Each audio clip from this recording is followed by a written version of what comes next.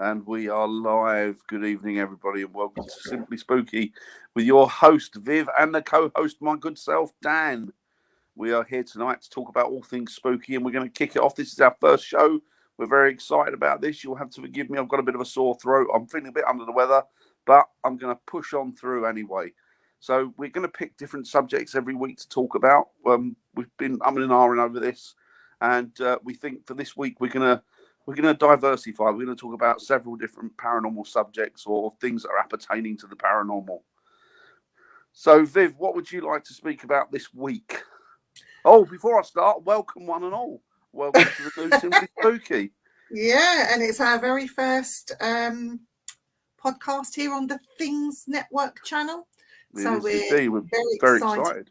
Very excited to be here. Very excited indeed. So hello to one and all. If you'll see in the ticker down below, if you want to contact us at all privately, we have our email addresses up. You could also message the page. You can put your questions in the comments to us. We'll try and answer them as best we can. Might not necessarily be the right answers, but you'll get the answer. You'll get an answer of the sort. Yeah. I'm just gonna in the ticker down below. I'm just gonna share this out, Dan. Excellent, excellent. We do like questions, and if there's any subject you'd like us to broach tonight, please don't be frightened, don't be fearful.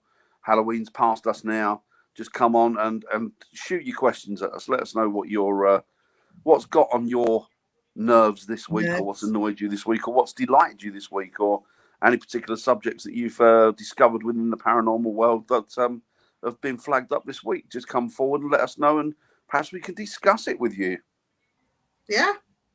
I'll put the link in the chat if people want to come into the chat. They can click on the link and we'll have you on the show with us. We don't mind. Yeah, please. Don't be frightened. We don't bite. Not much anyway.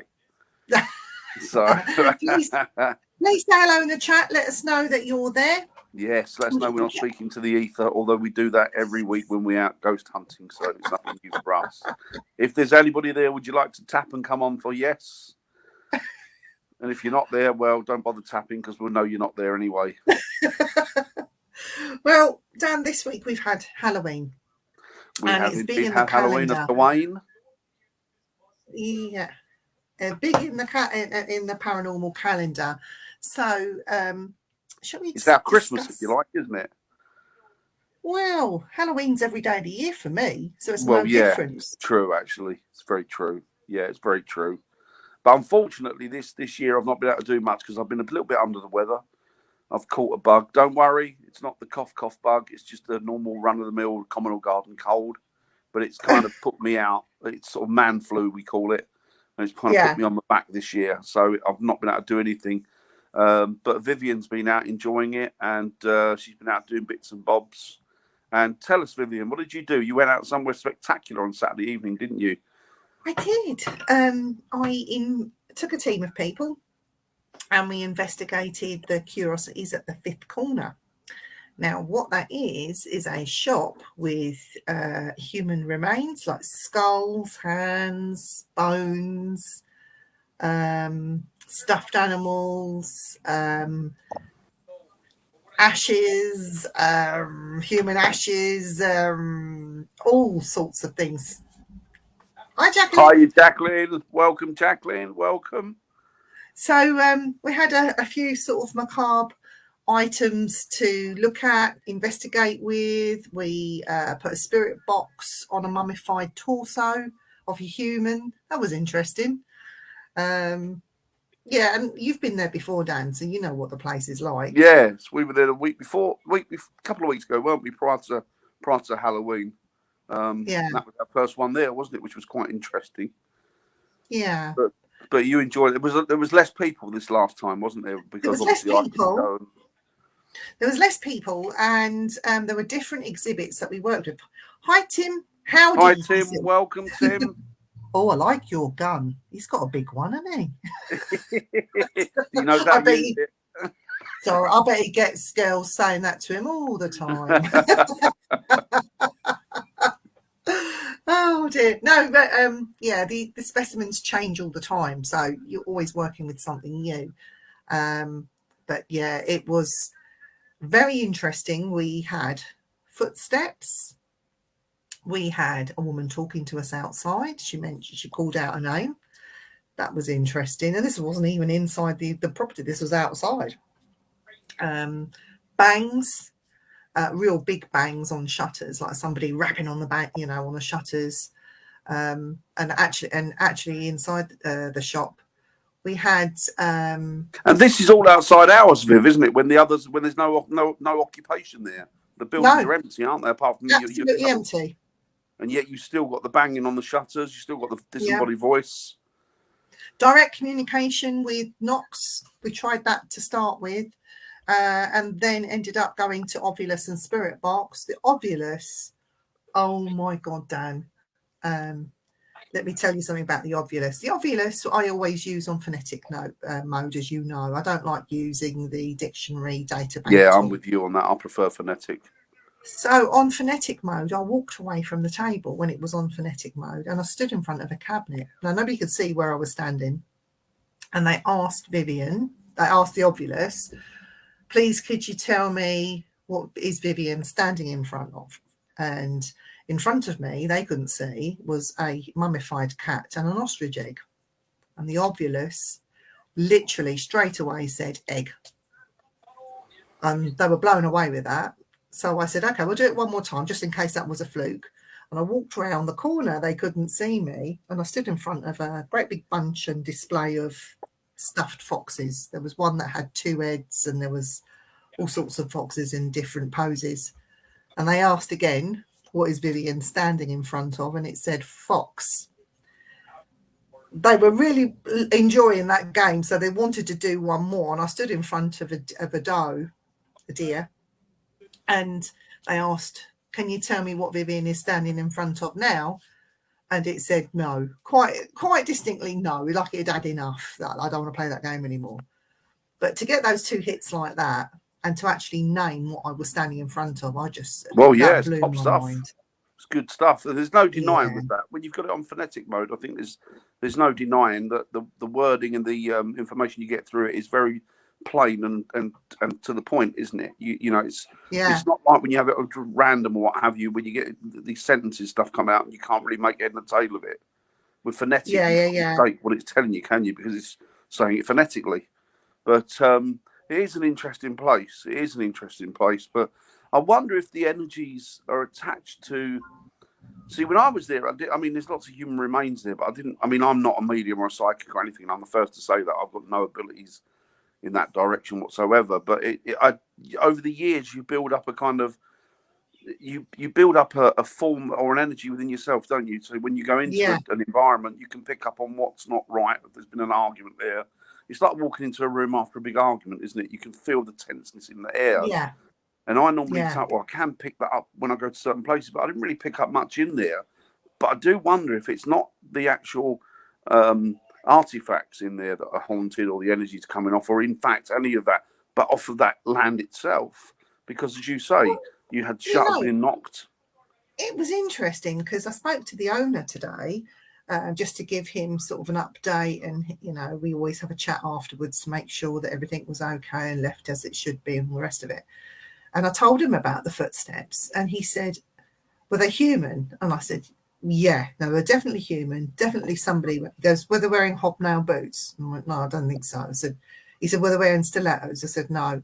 I said, definitely a man's footsteps. I said, just like normal shoes. So he was quite interested, because I think I got the impression. I wonder why I asked that. I wonder why he specified. I think he's heard them before. I think he's heard.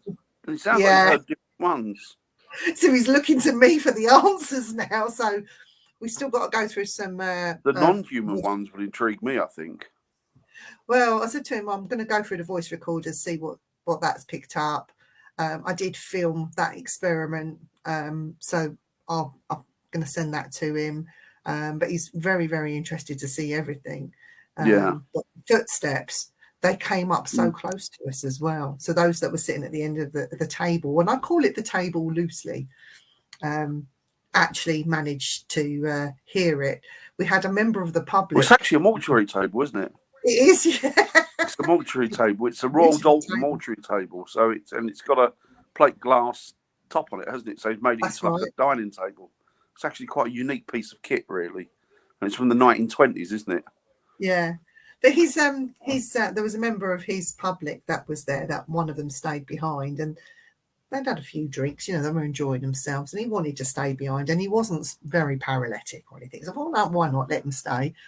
I think his face was a picture. He very quickly sobered up. And it was like, oh, and he sat up bolt right, and it was like, oh, what do I do? What do I do?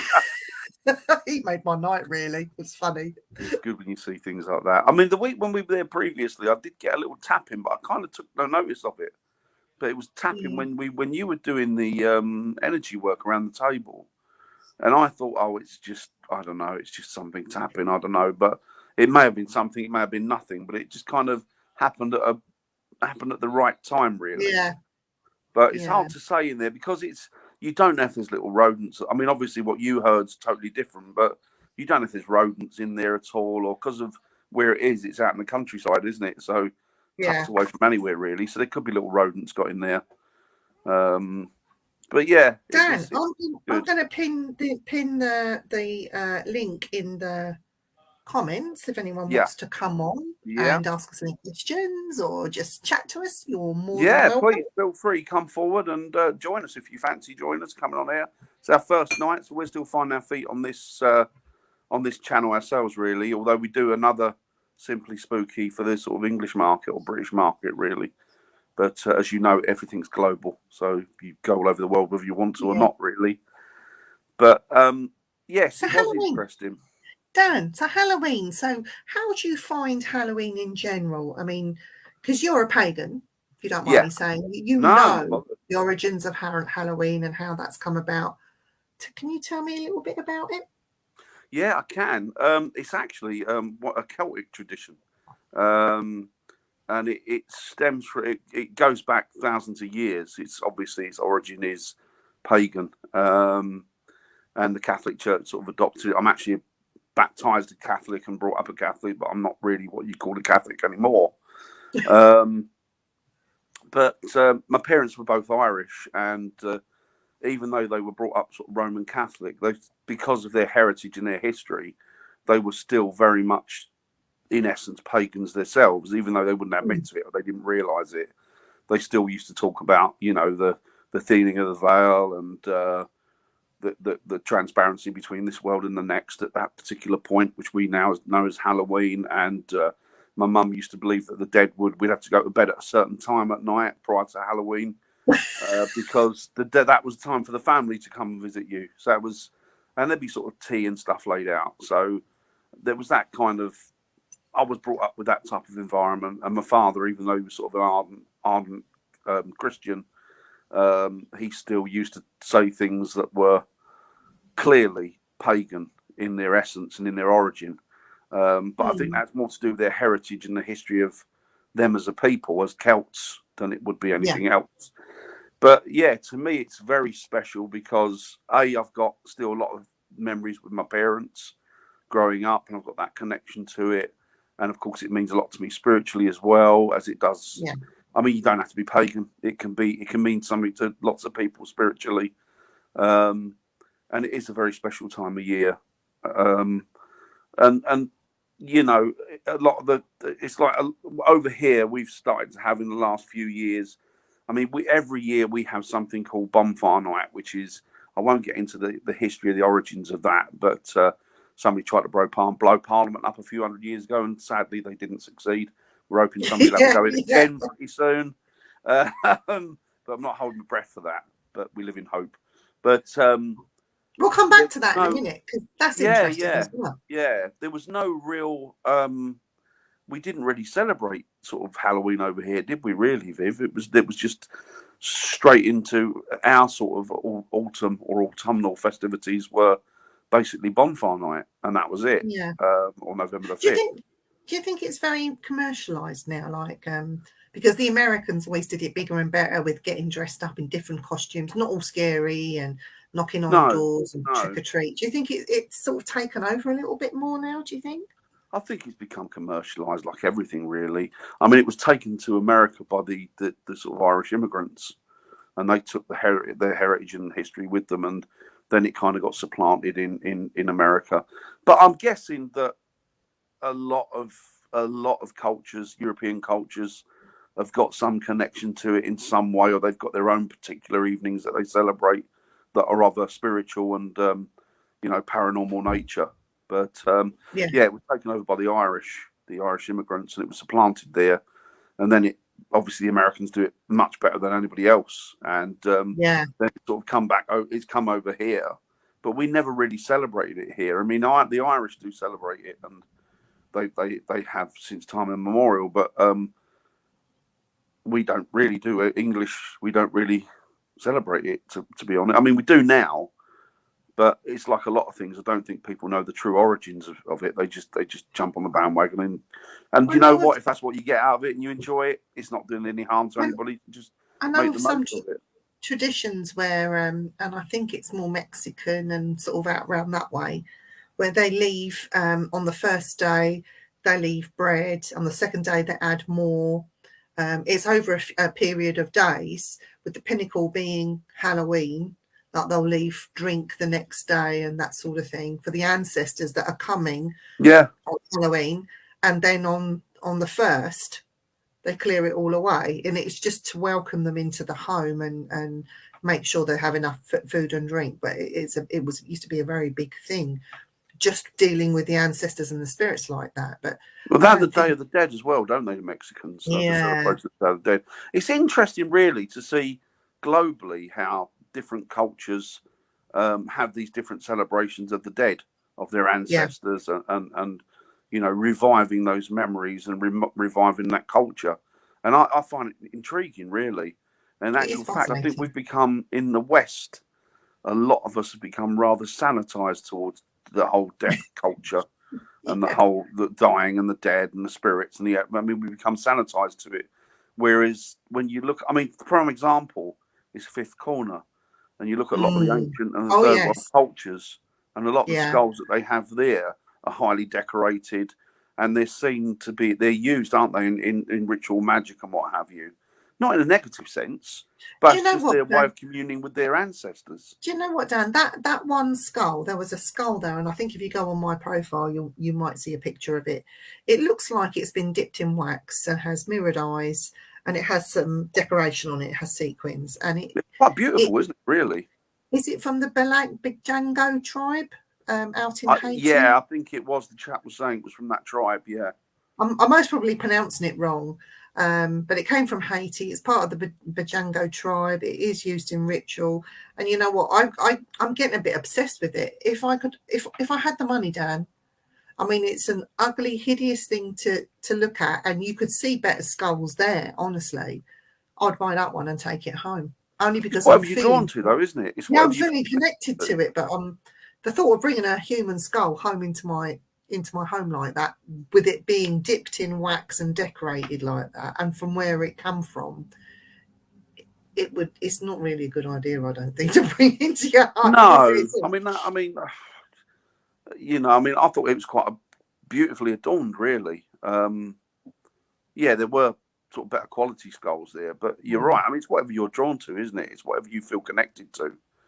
And I knew that you felt connected to that because you made a beeline for that particular skull straight away, didn't you? It. And there was loads of skulls in there, wasn't there? I mean, there was tons of skulls in there. There was lots of human remains in there, weren't there? Really? It was in there. It was in there. It was in there. Yeah, it was in there. It was very interesting and intriguing. You'll be glad to hear I didn't bring anything home with me this time. Oh, did you not? You bought before. You bought the. I did. I bought something before, but Monica bought some taxidermy home. So she did, didn't she? She did, yeah. Take a bat home or something. They had this pipistrel bat, and as you know, pipistrels are quite small. Yeah. But when its wings are spread out, it's quite big. Yeah. So they've done it, and they've spread the wings out and pinned the wings out, and you've got the bat thing in the middle. Pretty looking thing. And she said, I'm going to have that. I said, what are you going to do with it? She said, I'm going to mount it in a frame and put it up on the wall. And I thought, well, fair enough. And then she decided she was going to buy a frog. That was a skeleton as well, wasn't it? It was a frog skeleton. A skeleton, yeah. Blimey. Oh dear. But something Tim in the chat says. So Tim says in Haiti they have Santeria and voodoo. Yes, so if it came from there, it may have been used in one of their cultures. Yeah, I think it definitely was, Tim. Yeah, it definitely was. It's an interesting articles that they had in there. Lots of skulls. He even had the skull of an Englishman, didn't he? Which I was interested in purchasing. But he wanted, I'm not saying it's not worth it, but he wanted, I think it was £1,000. And of course, by the time I got to it, he'd sold it anyway. I didn't think it was going to hang around for too long. But yeah, it was a very, very interesting place. Do you know, he had an Amazonian skull in there, and it had all that sort of like wiry hair, sort of like big mat sort of thing, like I don't know what they used to wear, in absolutely pristine condition. And this particular skull, I mean, it scared me just looking at it, to be honest. But I don't think I saw that one. Oh, they had that in there, and he wanted. I won't say how much he wanted for it, but it was quite a few thousand. But that one really just gave me the EBGBs, and I said, "Look at that! Where's that from?" And he told me. They told me, and I thought, "No wonder I was feeling like that." There are some things that he won't sell, aren't they? That are sort of his pride and joy, which is. It was in wax and decorated. Exactly that. And the teeth got me. They look. I mean, the mouth was open only slightly, but the teeth looked very jaggedy as well. So I don't know. If that was... almost like they filed them down, I guess, for effect. Yeah. But it's a hello there, Paranormal Nation Radio. Hello. Yeah, it was interesting. I think that the thing is that it's. I mean, he had loads of skulls in there, Viv, didn't he? More skulls than you could wave a stick at, really. It was tons of them. Hiya, Onaya. Hiya, Onay. I was saying that properly. I do apologise if we mispronounce it. But yeah, there was lots and lots of artifacts in there and lots of weird and wonderful and creepy stuff. And it was very macabre and quite expensive. But apparently... Monica didn't think it was and went and spent a fortune by the sound of it. Yeah, it's just like being at home. And I suppose like being in a place like that on Halloween, it gives you the extra scare factor as well, because he had he had a mask, a face mask made from human skin. So Leatherface, eat your heart out. He had one there. It was a bit Chainsaw Massacre, wasn't it? It was just like he didn't get it out, thank God, because I just felt a bit funny about that. But like to actually see that, and it was like a little bit of elastic around the back of it, and it was like, really, is that really? There it was. I like but I felt it was very creepy. Was the sort of mannequin stroke ventriloquist doll thing? Well, it wasn't a doll, but it looked like it. It was massive, wasn't it? It was big. And that was super creepy, and I swear the eyes were bloody moving in that thing, as did Tracy, who was with us the first evening that we went there. It's funny because we sort of thought to ourselves, are those eyes moving? Yeah, they did. Every time Viv moved somewhere, those eyes seemed to be following her. But check these guys out. If you're on later, yes, give them a check out. Excellent. Arne. That's pretty, that's a very nice name. Lovely name. So, it's an intriguing place. Although, do you think we'll be making a return visit? Because it's on a chair right. Ah, there you go. There you go. Just chatting to each other. Hi, Claretta. So Claretta has a question. Hi, I have a question. I've experienced seeing some of my relatives who have passed on. It occurred from the age 6 to young adulthood. What message is that I was supposed to get? I think, well, Viv's the medium. I'm not. But personally, when people say to me that they've had family visit, I think they're just coming in to check on you, just to say hi and hello and make sure you're okay, really, because as I always say, I mean, I'm not a medium or a psychic, but as I always say, they never wander that far from their loved ones. No, So, I don't. but That's what I was going to say, Claretta. How do you know that they've gone now? Because watching over you like that, coming to see you from the age of 6 to young adulthood, that was a long period of time. So if there was a message that they were trying to get over to you, they were waiting for you to be able to hear it or be in contact with somebody that could give that to you. If it was urgent, you would have had that message by now. But I've got a sneaky suspicion that they walk with you wherever you go, Claretta. So don't be too surprised if they do come back and show themselves to you again. But I think you'll find they're still there. They've never gone anywhere. I think that's a lovely thing as well, isn't it? To I have do. your loved ones with you all the time and to know they're there. And especially to see them. I mean, sometimes I pick up on the energies of people that I've lost, that I've loved. But I would love to be able to sort of see them not in the flesh, but I would love to be able to see them as I do another person. But yeah, if you're not meant to, you're not meant to. But yeah, it's a lovely thing. I think that should be cherished, really. Yeah, I do. That's really wonderful. It's blessed. You're blessed, I think. Well, Dan, I've told Andy that when I die, I said, just make sure that the funeral director chops my head off. I said, just boil it in a pot, because the amount of money these skulls are being sold for. So just get it boiled in a pot, you know. I'd be worth more dead than I'm alive, to be honest. Yeah, I would be as well.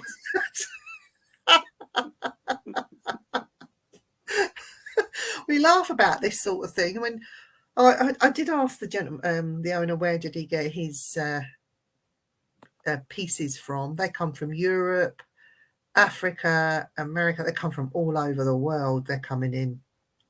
And he says, you know, he has backstories. He has license to import these things and sell them. They are museum grade, so you are going to pay museum prices.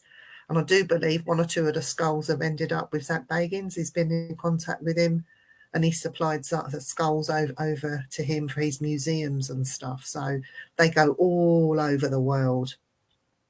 And some of the stuff he's got is just you wouldn't even think of, honestly. No, it kind of makes me. I mean, you know, I'm just looking at it from an emotional point of view, but it makes me quite sad to think that somebody whose origins were in a particular another part of the planet that they've known all their lives, they've grown up, they've had their whole life there, their loved ones and their experiences, and then all of a sudden they pass on, and then parts of them are then shipped out all over the world. It seems a little bit sort of I mean, just to me, that's just my personal view. It's a little bit tasteless and very sad. Do you know what, Dan? Right, what upset me more than anything, because I am a sensitive soul and I'm burst into tears for no reason. You know, I'm a woman of an age, if you like. But so am I. I didn't notice this until the very end, and they have a birthing chair in there. And saw that. Yes, draped over the back of this birthing chair was, now think back to the 70s and before, when the hunters used to go out and shoot the lions and tigers, and then they would skin it, and they would have the head, the body, and the tail. It would be like a rug on the floor. Yeah. Okay. Yeah. So it was like that, but it wasn't a lion or a tiger or a big cat or anything. It was somebody's pet dog. Yeah. So they had this dog, obviously. He was an older dog. Mm-hmm. The dog had passed away. They'd skinned the dog. They had the curly hair on it as well. It was a Heinz variety. You know, the mouth was open, so you had the teeth and the tongue was there. And I was discussing this with my son, actually, on the phone last night. And he said, it's one thing doing that or having that done to your own pet. He said, but when that person then passed away, the family didn't know what to do with the rug, and then they've just given it to this place to sell it on if they like. But I said, well, if that was me, I'd want that dog in my casket, in my coffin with me when I go. Why go to all that effort and not take your dog with you? And I just thought that was really sad that somebody loved their dog that much to do that, and then they didn't go together. I mean, yeah. It is sad. It is. I mean, I guess looking at it logically, I suppose they're just component and body parts, aren't they? And the person or the dog's energy that's gone a long time ago. So that you're holding on to basically what was a shell. But yeah, I know what you mean. I know what you mean. It does sort of smack me as quite sad. And you do tend to get sentimental, don't you? More over animals than you do people. To be honest, it's just,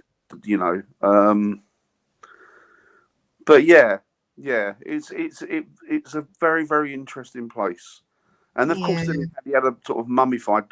That was a sad story, wasn't it? That the dog had, unbelievable. The dog had, they called this dog, or the remains of this dog, it's a mummified dog, and they call it Christmas, don't they? Because it was found in a loft in a box of Christmas decorations. Aww. So whether the dog had got in the box and then they'd sealed it up and put it in the loft, not realising where the dog was, and it died and then became mummified, I don't really know. But that was quite a sad story. Yeah. So those artifacts. But there are things that he won't part with. He won't part with that mortuary table. No. Will he? He won't part with that. You know, Dan, to be honest, it's Royal Doulton. It is virtually intact. Well, it is intact apart from one tiny little chip on the foot. But it's immaculate. It is immaculate. And that table alone is worth so much money. I think he could retire if he sold that. Oh, yeah. And I can see why he wouldn't want to part with that. Likewise, with they got the hand-pulling Victorian hearse there, haven't they? Yes. Which is something else that he won't part with. And I can understand that because it's as works of art, they're pretty cool things, aren't they? Yeah. You know? It's quite ornate for particularly something hand-pulled, you know. Yes. So I'm guessing that was sort of poorer end of the market. That would have been a rural area where you couldn't get, you know, you burying people up in churches, up the hills, onto the top of the mountains and stuff, and you couldn't really get horses up there. But yeah, it's an interesting place. But I wonder what his house is like. I wonder if his house is decorated similarly. It probably I believe he has his own private collection in his own home as well. Yeah. So he has some other bits and pieces at home. But you know, it was nice to do that on. It wasn't Halloween night. It was the day before we went into Halloween, early hours of the morning. So we sort of did it the other way around. But it was nice to have done something like that on Halloween. Yeah, it's something special, you know. But talking of Halloween, Dan, Striking Midnight, which we are a part of, launched its Halloween special on Sunday, which was Borley Rectory. Now, you noticed that a lot of people did Halloween specials. Yes. Do we talk about Halloween specials and paranormal investigators? Yeah, let's do that because we are paranormal investigators. Well, I always call myself a ghost hunter because I think that's what I am. You know, I'm not really a paranormal investigator because I don't really research or study every element of the paranormal. My area of study is spirits and ghosts and what have you. But yes, over here, and I'm guessing it's the same across the states as well, that other paranormal teams release a special for Halloween. They call it a Halloween special. But invariably, it's exactly the same programming they do throughout the year, but they stick Halloween and special on the end of their title. But we've done the same. But then our one was a bit special because our one, now I'm not sure how au fait the guys across the pond are with English hauntings and sort of poltergeist activity in this country, but there are a couple of places that are very well renowned for it. And one of the hauntings was the Enfield haunting, which was in the 70s. And I was born and brought up in Enfield. And I lived literally 2 miles away from where the house was that was suffering from this activity. It was a massive, big thing over here at the time. And I remember all the press being outside the house and lots of people connected to that particular haunting. But we also have one here from the 30s. We've got a very, very famous ghost hunter from the UK called Harry Price. And Harry Price is actually he's a big influence on me, has been since my childhood. And also, I always admired the man's work. And unfortunately for Harry, he became very, very maligned by Mm. certain cross sections of the paranormal community, but they refrained from doing it until after he passed. So Yeah. after his death, it became a free for all, and of course the man wasn't there to defend himself. So when I come across people that spout this nonsense, I tend to defend Harry to the hilt, because I've researched a lot of what he's done, and I've researched a lot of him as a person, and he wouldn't have been, he just wouldn't have been au fait with doing what they say he did. Yeah. Now he did a lot of research, but one of his main areas, probably the one that he's most well known for, is Borley Rectory, and it was a sort of a very early built Victorian rectory in a village, the village of Borley. And there was lots of activity there during the sort of 20s and 30s and 40s. In fact, I think it went on prior to that. Mm-hmm. There was a nun, or the image or the spirit of a nun, that used to walk behind the priory, and she'd walk up and down what is now called Nun's Walk.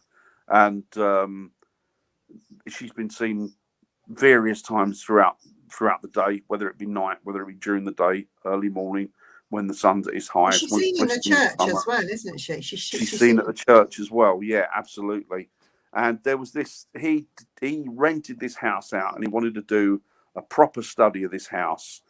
And he booked it initially for 6 months, but then it ran to a year. So he had it. So he lived and breathed Borley Rectory for a year. And there was lots of activity that happened whilst he was there, and people tried to call him out on it. But that's all they could do. All they could manage to do was try and call him out on it. They couldn't disprove what had actually happened. And there was a lot of stuff that was recorded there that he'd done. And so he was a premier paranormal or premier ghost hunter.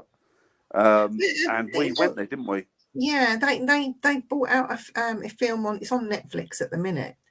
And I must admit, some of the stuff, very first stuff that I researched and investigated, and you read every single book that you could get, and you could get all the information from the newspaper reporters, and that went there initially, before, during, then after.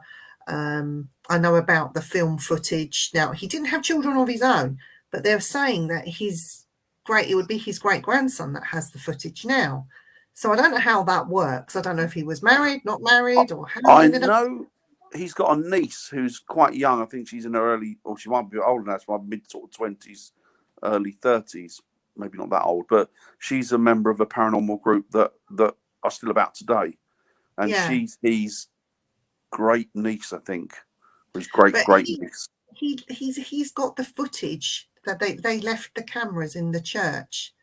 Him and Guy Lyons Playfair left the cameras running in the church. They were investigating the church, and that's not even the priory. No, the church, I think, as we were saying before, Viv, and you're quite right, the church seems to have more paranormal activity around it than the priory ever did.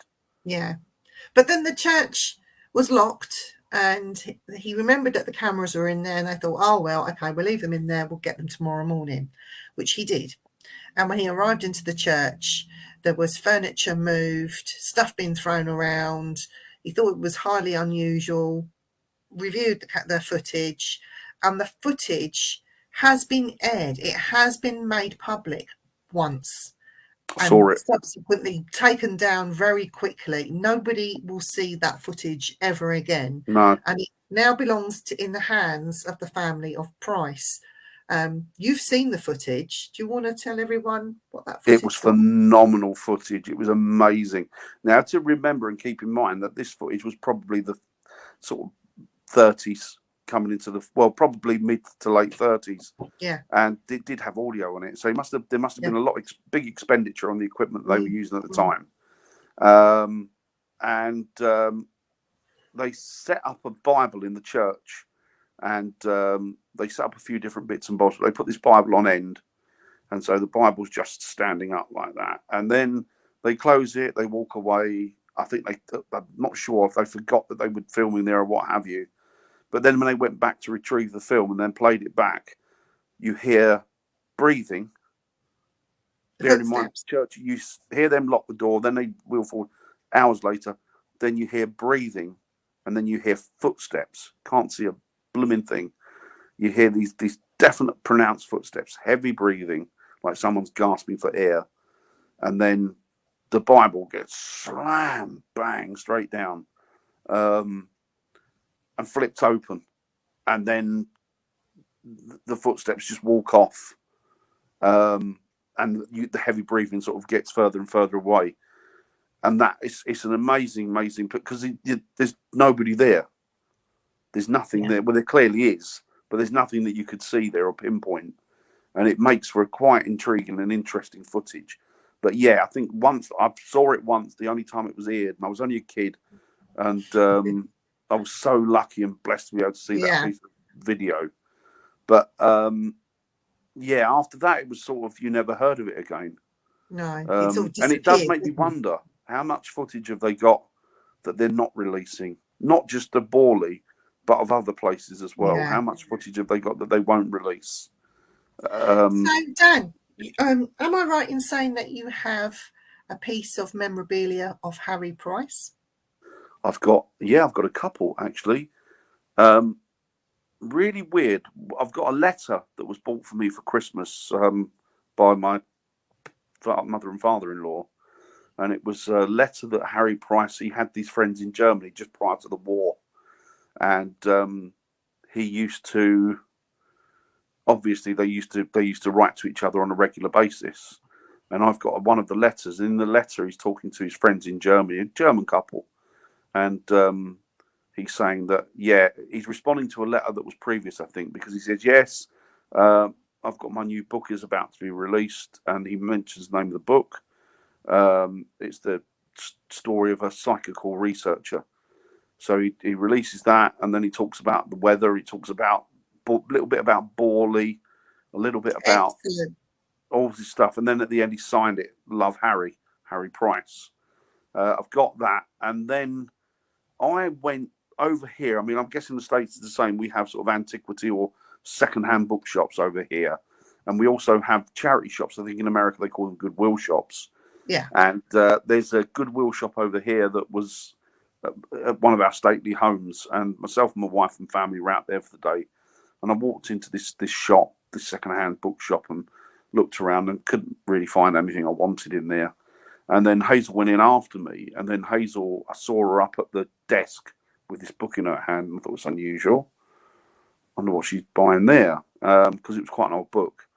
And she gave the lady £10 for it, which was quite expensive for a second-hand book, but it was signed. And it was one of Harry Price's first editions that he'd hand-signed. Wow. Price inside it. And she found that. And I don't know how I didn't see it. I'm normally pretty good at honing in on things like that, but she saw it and she bought it and she gave it to me. So, yeah, there are a couple of things. And I once went into a bit of a bidding war on a brick that was the remains of Borley Rectory. It was one of the bricks from Borley Rectory. But I was at work at the time and I didn't get a chance to get back onto, so I was outbid on that and I lost that, which I'm very, very sore about and sad about. But, you know, these things happen. But, yeah, I've always sort of kept my eyes open for artifacts of Harry, God rest his soul. And I try and make a little bit of a pilgrimage, I guess, to his grave, because it's really unbelievable. A man that was so well known, was in all the press, all the papers. They're still making TV programs and films about him now, and yet his grave is sort of hidden away in a little cemetery in the middle of nowhere. And I took great pride in pointing it out to people that were visiting their families in the cemetery. Harry Price over there, well-known ghost hunter. It was almost like I was drumming up business for people to go and see him. I'm sure you'd love that. I hope so. And, you know, being a creepy paranormal investigator or a ghost hunter, I even got a guy to take some photos of me sort of kneeling down by the grave with my arm around the headstone. So, yeah, so Borley. But we did our investigation at Borley, didn't we, Viv? It was a big surprise that you kept from me. But we filmed it a good few weeks ago. We did. Ready to drop on YouTube as a special episode. But I did keep it from you because I know that you love that place and anything Harry Price. And, made it as a special treat for you. I had no idea where we were going. It was just we had a big problem over here at the time as well, didn't we? Because there was was that the time when the petrol was a bit rationed? Yeah, that's right. Yeah.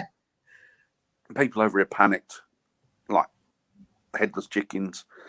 They thought that there was going to be I don't know, the BBC let it out, British Broadcasting Company, which basically are not the most credible people. Not they used to be, but they're not anymore. And they seem to like fear mongering and drumming up business for news, I suppose. And they said that they were talking about problems with fuel getting through. Of course, everybody got to the petrol stations, garages, and they filled up with their fuel, and it made it awkward for everybody. But that weekend, Viv had arranged for me to go to Borley, which I didn't know, and they drove me most of the way there, and then they blindfolded me, and then they drove me in, and then when Viv took the blindfold off of me and I got out of the car, I looked, I said, "This is Borley," and it was Borley, and we got a couple of good hits there on the what's it called, the Flux 2, which is I'll call it a flux. I'll call it a flux capacitor. Yeah. Back to the Future. It's a Flux 2. Is you guys probably know it. It's a piece of equipment that it's triangular in shape, and it's got a red light on one side for no and a green light on the other for yes. So you can kind of build up a rapport with spirit. You can talk to them and hopefully get them to give you the answers by going to the red for no and green for yes. And there were a couple of we talked to what we believe could have been, but you do get spirits that are tricksters. But I think we might have got in contact with the sister or the nun, because when we asked, didn't we, if that was the sister, it lit up green, and it done that twice. Yeah. So we've got that there. But then she didn't, or whatever spirit it was, didn't really seem that much very interested in us, did they? No. They kept wandering off. But yeah, it was intriguing. And then we heard some tapping coming from inside the church, but we couldn't get access to the church because it's like a bit of a mecca for ghost hunters. And I can understand it. They try and make it as awkward and inaccessible as possible for people to get there and to get inside the church, so it remains constantly locked. And I can understand that. But yeah, it's because we're always respectful as much as we can, aren't we? And we even moved away from one point because we thought it might be interfering with somebody who lived close to the church. Yeah, exactly. We said we don't want to disturb their peace, so we moved away and we did it at another point of the church. And we're always aware of that, and we're always try to be courteous and respectful of other people. We do visit some. I've not put the link, but I've put YouTube what it's called if you want to go and have a look, because Borley is quite an interesting place, and there are also some other places that Dan and myself has visited. So you'll see it in daylight hours, and it will go into night. And we try and over here in the UK, we try and visit some well-known places, other places that people are not investigating either, not just all inside, they're outside places as well. We have so much history. We stumbled across a place which has a backstory. We think it could be quite a big story, but again, that would take years and years of investigation and research. We will keep all this quiet because we don't really want the remaining family or the village to be inundated with ghost hunters, because that would be the wrong thing to do. Yeah, definitely. It's a very, very scary place, and there is a backstory to it, and it's quite an unusual one as well. And it goes back to Tudor England. Yeah. And also serving in the court of the Tudor king. So it's a pretty big thing that we've stumbled across. But whether we will pursue it further or not, we don't know at this stage, do we, Dan? No, we've been a couple of times, and both times have been interesting, haven't they? Yeah. It's a very interesting place. It's beautiful, but it takes scary. On a different complexion at night. Yeah. It's scary. The village, the village is quite.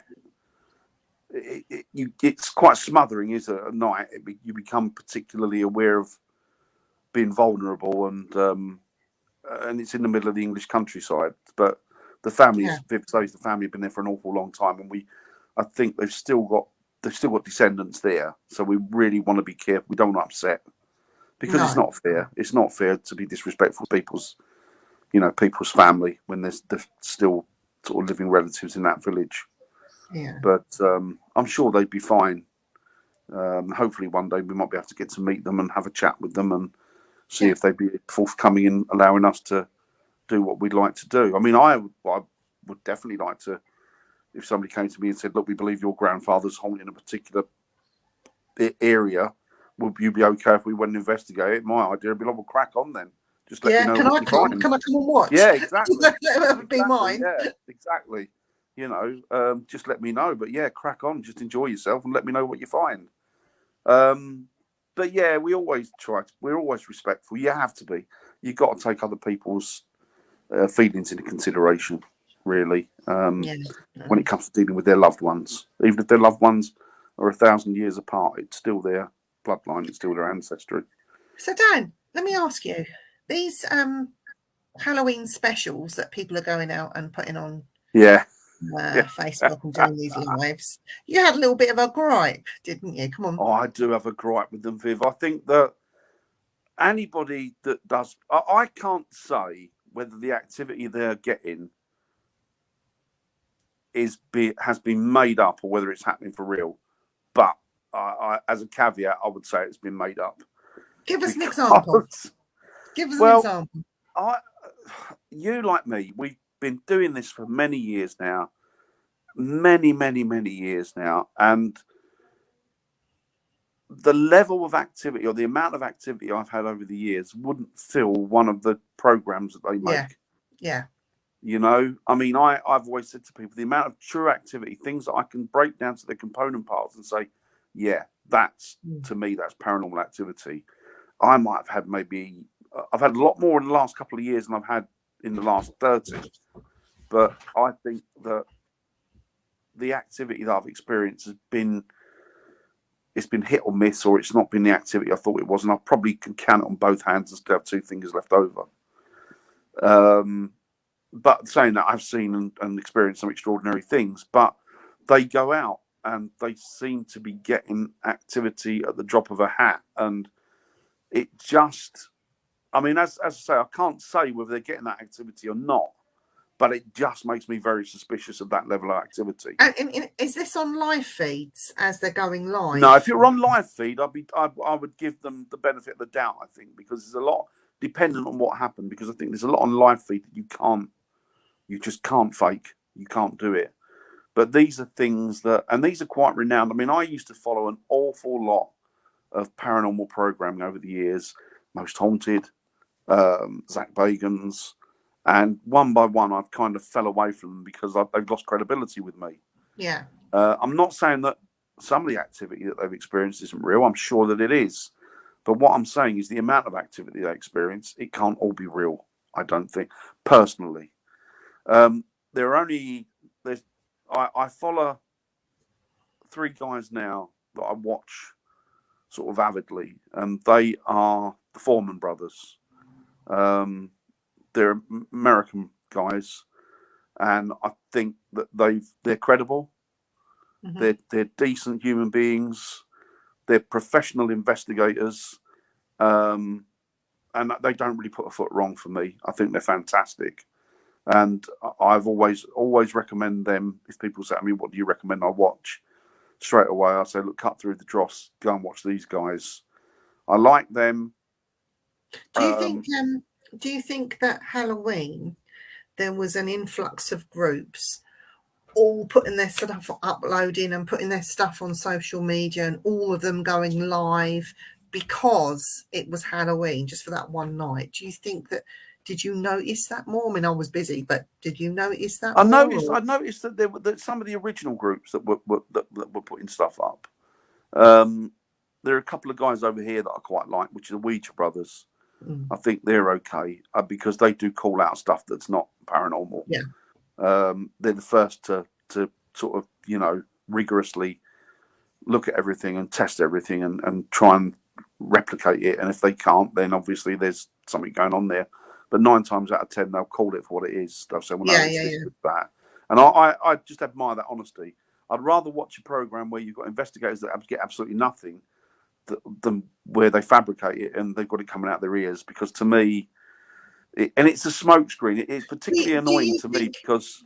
Do you think it's not necessarily the investigators, but the TV networks that are insisting? Well, you didn't get anything. No, I think what it is, because a lot. Excuse me.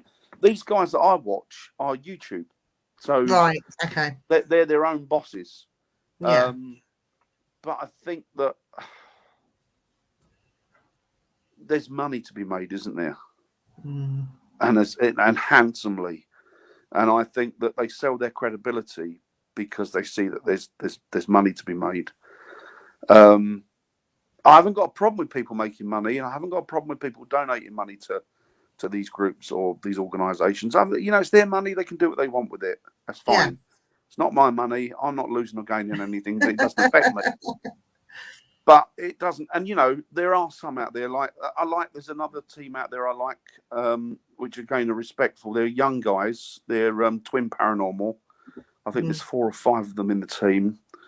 They're a nice bunch of young guys. They're respectful, decent, and I think honest. And I like them. But the Foreman brothers, I think, are the pinnacle of where it should be. I think that everybody should aspire to be like them, really. Because it is it's about helping the people that are suffering. It's about finding answers for them. And it's about just helping them, being there for them. Yeah. And investigating and getting to the root of the problem. So I like that. But there's an awful lot out there and it's not just YouTube channels. It's also a lot of the mainstream TV stuff, which I don't really... I think what happens is...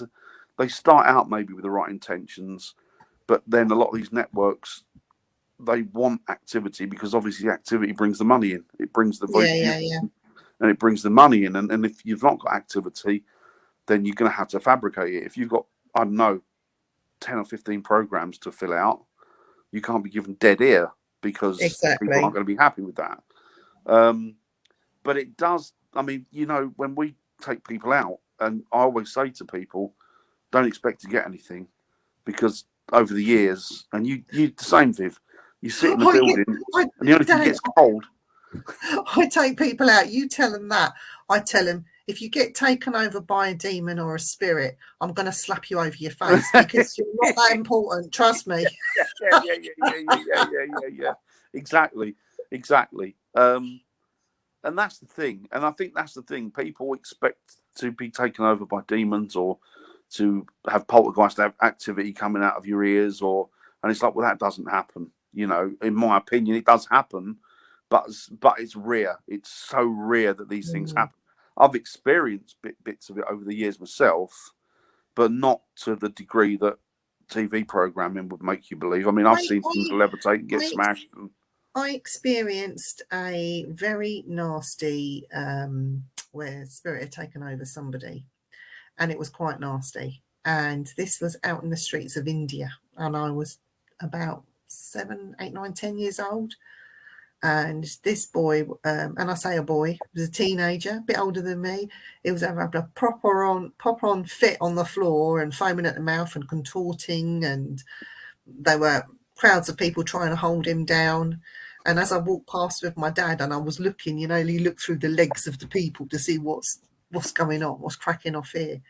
He sat up and he stared at me. And bear in mind, his eyes had rolled back, so it was just all white. And he watched me like this as I walked past. Foam all over the place, spew all over the place, still fitting. But he was watching me like this as I walked past. And my dad, I guess that's Asia and the Middle East and all around there, you've got jinns, haven't you? Well, my dad was like ancient energies, aren't they? He grabbed me. He says, "Don't look at him. Don't look at him. He's a possessed boy. He's a possessed boy. Just keep walking. Just keep walking." As my dad, Yeah. But that was the one and only time that I had seen somebody that had been taken over. And if these people that go on investigations, I'm being taken over, I don't like this, and then they collapse or faint or whatever, I just want to slap them after seeing that. Yeah, It's like, yeah. you're not taking I over. love the bit where they go, well, take them outside. And when they get outside, all of a sudden, fresh gone. air exorcises the demon for some reason. No, it A little bit of doesn't. fresh air, and all of a sudden the demon doesn't like that. I'm not sure about that. I'll tell you what, I did have an experience once where I was doing a fault. It was Napoleonic fault over here. I can't think which one it was now. And the guy had been telling me, I said, well, what happens in this particular where we're going now? And he said, women tend to get their bottoms pinched by this overzealous spirit there. And they think they know who the spirit was. It's a soldier who passed away. And he goes around pinching girls or women's bums.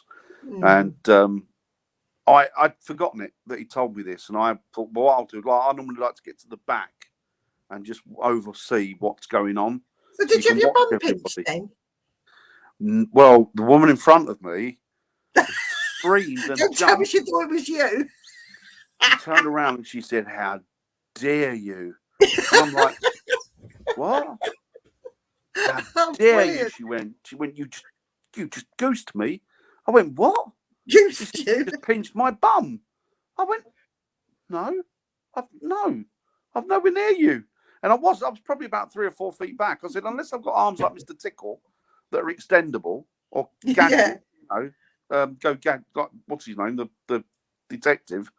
There's no chance. There's no way I'm going to be able to get you from here. And I could see her thinking, oh, yeah, maybe. But she looked at me. She went, I've got my eyes on you. And the guy was laughing. And the guy went, what's up? And she went, I've just had my bum pinched. He went, yeah. He said, that's what one of the spirits here does. And I thought, thank God you've told her that. She didn't apologise. She stayed away from me all night. I could see her looking at me all night like, my bum. That is funny. But yeah, you get things like that. But that was just funny. I thought that was hilarious, and I thought that spirit's probably standing there thinking, yeah, you've got the blame for that. But do you think when people do this, that there may be? I personally think they're feeling energy. They're feeling things change within the room. They feel it very close around them. They don't understand it, so therefore they think it's negative. And then when it comes in so close, because it wants to try and start that level of communication with them, it's taking them over. They don't know what they're facing. So automatically they turn to the negative and the evil. And then they're being taken over because their emotions are running wild. Yeah. But then when you have to take them outside, it's then spilling it to everybody else. I know. I think personally, it's one of two things. I think that their fear has got a hold of them so much that they panic attack. And I think that may be, I'm not saying it is, but that may be what it is.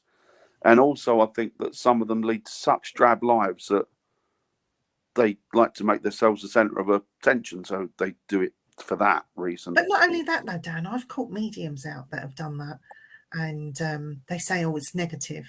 And then I jump in. Why do you think it's negative? I hate that. They jump to negative all the time. I feel it's negative. I said, feeling is not good enough. You're a medium. Now tell me, if you can't get it, you'll personally connect with your guides or your spirit helpers and find out why you feel that this is negative. They should be coming back with the answers if you can't get them. Yeah. And then when they can't tell me anymore, I shall say, right, okay, if that is the case, you're picking up, you're an empath, you're not a medium, you're feeling negativity that you don't understand, which an energy or something that you don't understand. You don't know whether it's a building, you don't know whether it's no, and that's the thing as well. They can't quantify negativity, can they? I mean, when they say negativity, are they saying demon, or are they saying there's a spirit there who's angry? Yeah, but Dan, also, it could be somebody else that's been in that room just before them, and they're picking up on their feelings, and they're still very much alive. Not just, I'm getting there. It's not good enough for me, like as a medium. You tell me more. It's the same, isn't it? It's the same. If you walk into a place where there's somebody who doesn't like you, as soon as you walk in, you will feel it. Yeah. You will feel that there's a bad intent towards you. Yeah. But then is that negativity? I mean, they're negative in the sense they don't like you, but they try and make negativity. They've got this one window for it that they explain all through. Oh, well, it's demonic. No. Well, you can't quantify negativity like that. It could be somebody who's depressed. But Dan, somebody who's angry. that's feeling a bit low. So the best Yeah. friend just bought them a ticket to go on an event. They've been Yeah. in that room before you, and you pick up on that low energy because they're Yeah. so low. Yeah. And they've gone into the next room. Mediums walked in. Oh, I don't like this. Is negative because, Yeah. and they can't tell you why. You know, that's not good enough. They're picking up on the No. energy that's just been the person that's been there before. And I don't like this idea that everything's demonic. I don't like the people when they jump to the conclusion that, well, it's demonic, isn't it? I got attacked by this demon. Well, to be honest, I think you'd know, or maybe you wouldn't know if you were attacked by a demon, because they don't really want to advertise the fact they're there. A lot of them. Dan, I've been on investigations and public events where you've had so-called mediums that I know that weren't. And the reason I know that weren't is when I open them up, when I see these mediums doing their thing, if they're lying, I see black smoke coming out of their mouth. Yeah. And when I see black smoke coming out of their mouth, and I think, okay, lies. I walk away, and then at the end of the evening, I say, "Oh, did you get much?" "Oh, yeah, I got this," and then I see black smoke coming out of their mouth again, and I think, "Oh, well, and I just say that's nice, and I just leave them to it." Don't See, that's the thing. It's like programs like Most Haunted and that, a double-edged sword, really, because yes, they kind of brought it to the general public. They made it a little bit more respectable to go ghost hunting and to even be mediums, people that are real mediums like yourself. They made it. It was seen more respectable and street and sort of mainstream, you know. But then, unfortunately, they also turned everybody out there into a medium. Because when you turn up an investigation, it's easier to find somebody who's a medium than it is somebody who isn't. I mean, I always say, look, I'm going in here. I haven't got a clue. I'm not a medium. I haven't got any psychic abilities. I'm just me. I'm just a ghost hunter. But then you get them. You can guarantee that if there's 30 people there, 28 of them will be mediums. And it's like, there's varying levels of mediumship, though. There's from the bottom, from the empaths that sit sort of somewhere near the bottom, that go right the way through to your psychics. That actually, no, the psychics would sit at the bottom because they use tools. Then you'd have your empaths, and then it progresses. You have your platform mediums, your paranormal mediums, your healers. Your removal guys. Yeah. And it goes on and on and on and on. Clearance. So your removal guys. I tell you what, removals is frightening. And Pickford's of the paranormal world, as it were. Yeah, it's none of this putting it all in the white light. I mean, as David Oman once famously said, if a medium is telling you that they've moved them over by putting them in the white light, they're talking trash. Basically. Yeah. I once remember speaking to a guy who was he was ordained as like a lay exorcist, but he was properly ordained he was sanctioned by the Catholic Church, and the Church of England used to use him as well. And he said to me that these people that say they pass them over into the light, he said how arrogant do people have to be to think that they can just do that, just pass somebody over into the light. And then he said, how arrogant must they be to even contemplate that and think that they're doing that? He said, and the thing is, they could be doing more damage than good. And it's like, you know, I never really thought about that before. And after that, I thought, yeah, you're right. And then, of course, David Oman said it, didn't he? And I thought, yeah, you know, you're absolutely spot on. You're absolutely spot on. It's, you know, it's if it were that easy. But Dan, November the 5th, bonfire night. Guy Fawkes. Now, I actually liked Guy Fawkes. So me too.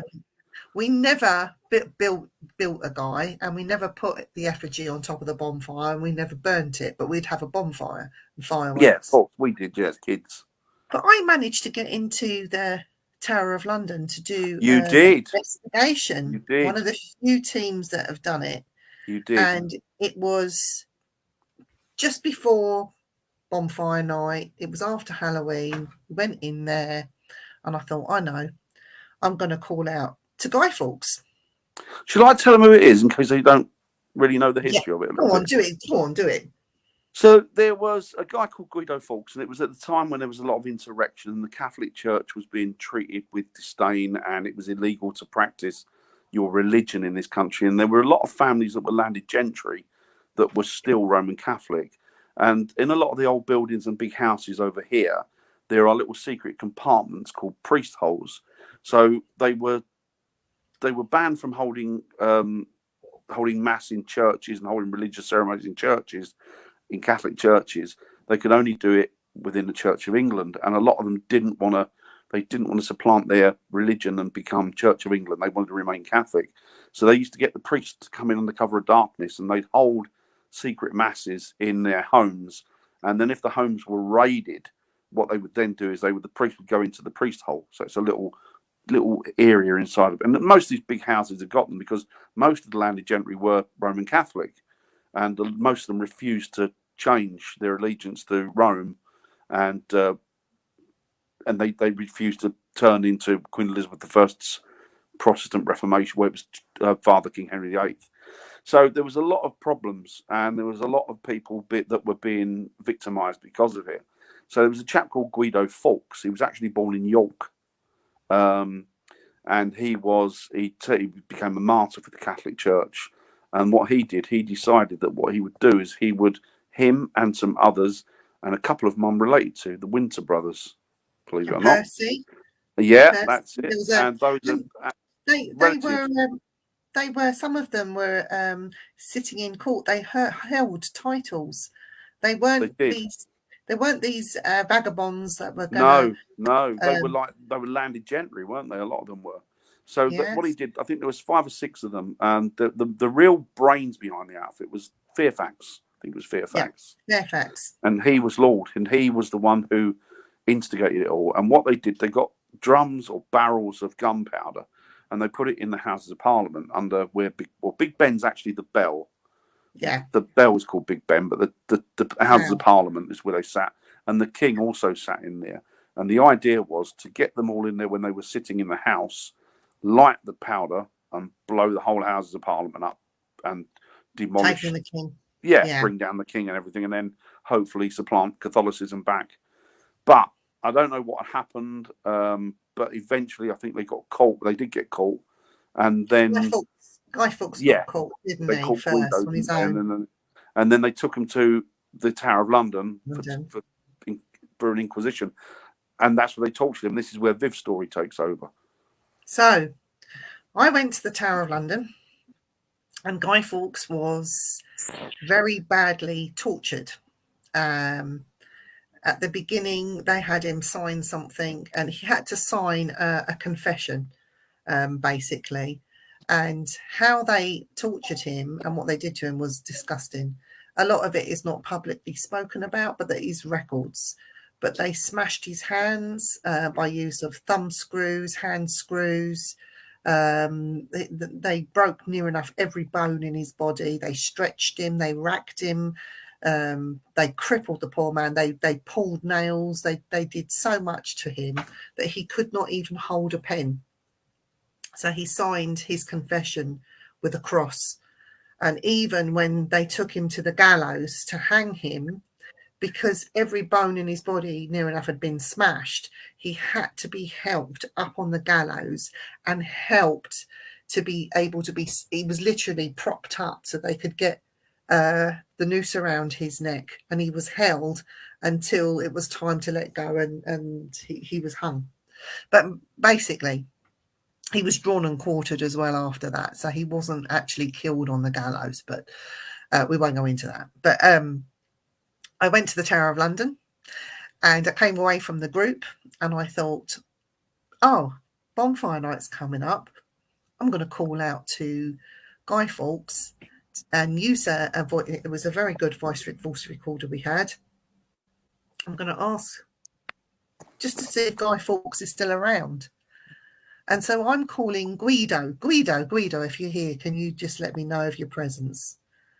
And I got an A-class EVP return directly to my question. They're hurting my hands.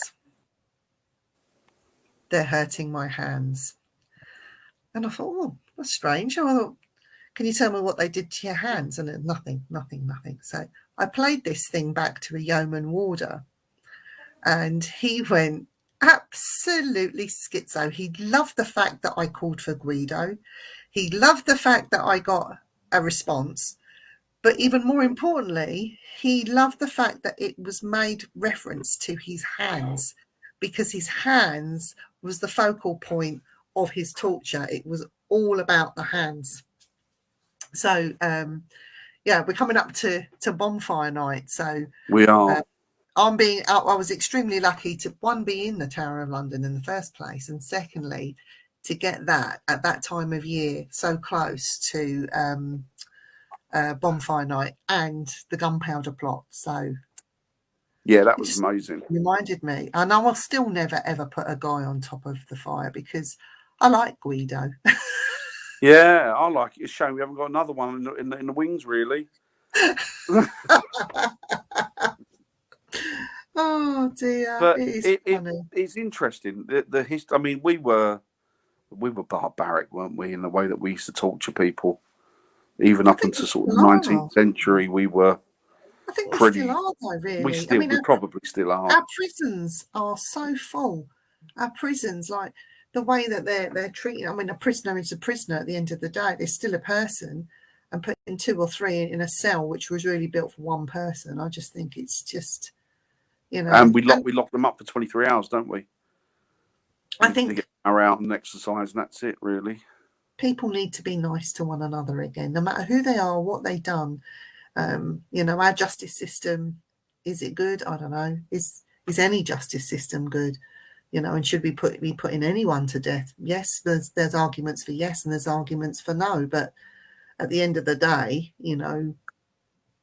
they're our brothers and sisters, no matter what creed, colour, race, wherever they've come from, whatever they've done. Yeah, I think the judicial system has only really been serving one particular type of person, and it's been negative to everybody else. But it's been sort of built that way, isn't it? It is. What was it who said? Wasn't it George? Was it George Carlin who said? I can't remember who said it now. That if voting made a difference, do you think they'd let you do it? I think it was George Carlin. Brilliant, genius. But yeah, I mean that's the way of the world now, isn't it? People seem to be getting. We've noticed since the situation in the world that we've noticed, particularly in the paranormal field, people tend to have got less patience with each other and more aggressive. And yeah, I mean, we know of one particular, I suppose, what would you call it, forum on Facebook that is nothing but unadulterated, shameless bullying, isn't it? Yeah. Really? Yeah. That seems to have sprung up in the last sort of 18 months, 2 years. But I guess it's inherent in people anyway, if they can turn that easily. But Dan, again, like I had this conversation a while ago with my HR department about harassment and bullying at work, and it's got so many grey areas. Like you've got your bullying, straighten out, and then you've got all these different types of bullying, and then it gets wider and wider and wider. And I'm seeing that more and more within the paranormal field, and people talk about para-unity. Does para-unity exist? And I think it does, but in very small cliques. So if you're not in that clique, you won't get para-unity. Yeah. Outside of that clique, they will belittle you or bully you or throw shade or whatever it is you want to call it. And it's rife and it's getting worse. And I don't think it's just paranormal. I think it's human beings.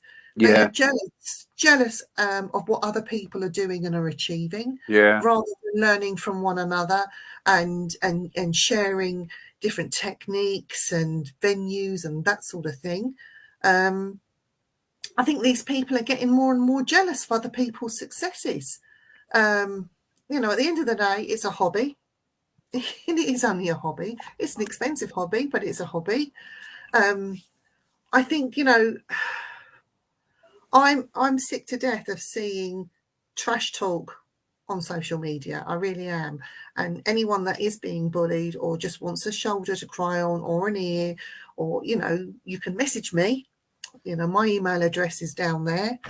Yeah.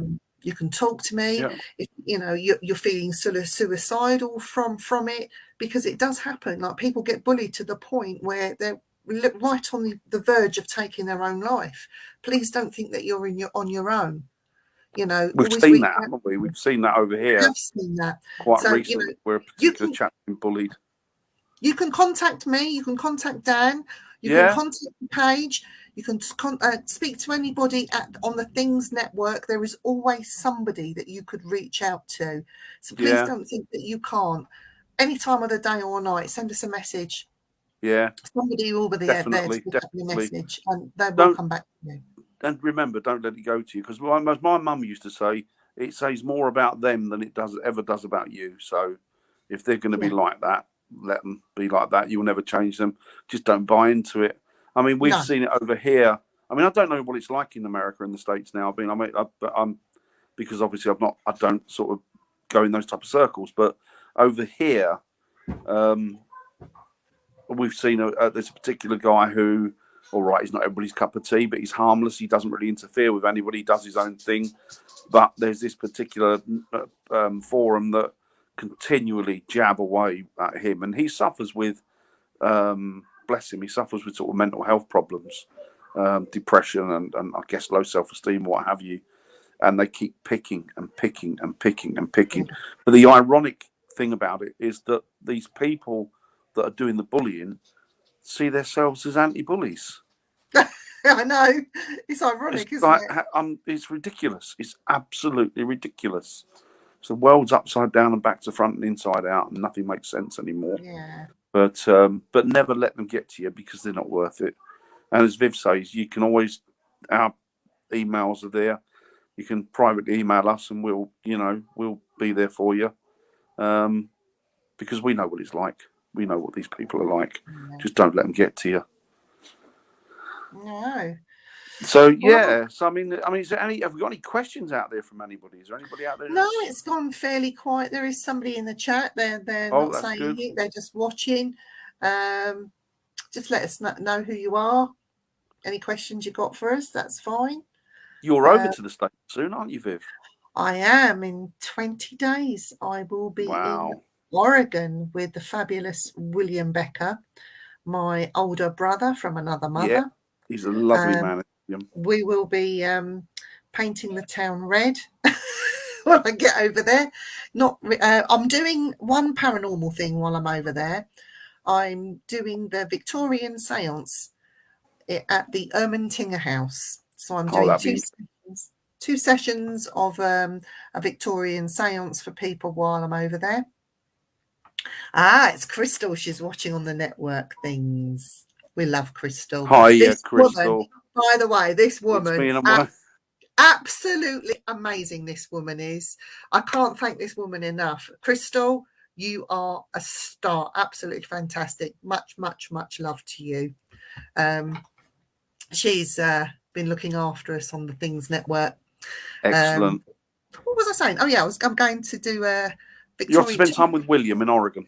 2 Victorian seances at the Ermintinger House, an overnight investigation there with some of the guys there. That's exciting. Have you been there before, that house, Viv? Yes, I have. Have you done investigation there, or? No, I did. I had an afternoon in there, an afternoon visit, and it is very nice. creepy. It's it? Yeah, it's not like British-made houses. They're made of wood, and they pick them up and move them. Was it like an old colonial style? Yeah. It's lovely. It's lovely. So I'm doing that over there. I'm going to have a picnic in a graveyard. Very nice. Pioneer graveyard when I'm there. Oh, is that the one just up the road from William? Yeah. Very nice. Then I'm going to have what am I going to do? I'm going to visit a fire station to see the hunky firemen, American firemen in their lovely outfits. They don't know I'm coming, by the way. I'm just going to turn up with some English. Give them some English shortbread and say I've come to visit you and look at your engines. But it's just literally a chill time with William. And you're over there for Thanksgiving, aren't you? I'm there for Thanksgiving with William. Yeah, it would be my second Thanksgiving ever in America. It will, won't it? So, But you'll have a cracking. You always have a good time with William, don't you? oh, I do. He's a good lad. Isn't he? He does look after me. He does look after me. Yes, Tries to. he's a nice man. He's lovely, Well, lovely. I'm taking my own Bisto gravy. Are you? Yeah. I'm taking some Indian spices so I can cook a curry. Nice. And I'm taking let's say Bisto, PG Tips tea bags. Nice. To get a decent cup of tea. Nice. What does William prefer, tea or coffee? I think he's a coffee man. A lot of people over in America are. It's mainly coffee, isn't it? I think. It's black coffee, isn't it? They drink. They just drink it without the milk and stuff. I know. Then there's some. I had black. I don't mind black coffee actually. I like it with a dash of lemon in it. That's quite nice. It sort of takes the edge off. But do that in tea, like black tea with nice lemon black. Yeah, with lemon in. Black tea with lemon in's nice. Yeah, it's good. But you should have a good time over there. I'm looking forward to. You better video that when you're doing them seances. I'll be too busy working. But get William a video it.